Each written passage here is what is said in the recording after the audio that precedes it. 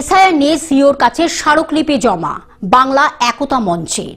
13 জানুয়ারি বিকেলে এসআইআর ইস্যুতে বাংলা একতা মঞ্চ পশ্চিমবঙ্গের সিওর কাছে একটি স্মারকলিপি জমা দেয়।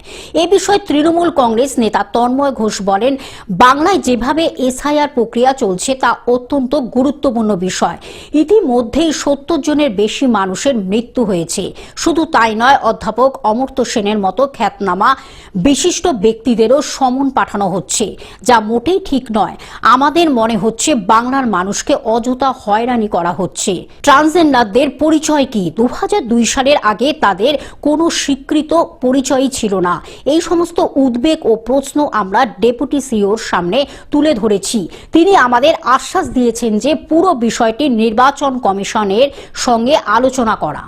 কলকাতা থেকে অনির্বাণ দত্তের রিপোর্ট, গ্লোব নিউজ। এখন থেকে গ্লোব টিভি দেখুন আপনার স্মার্টফোনেও। গুগল প্লে স্টোর অথবা অ্যাপল স্টোর থেকে ডাউনলোড করুন গ্লোব টিভি লাইভ অ্যাপ। এছাড়া জিও টিভি অ্যাপ থেকে দেখুন গ্লোব টিভি লাইভ।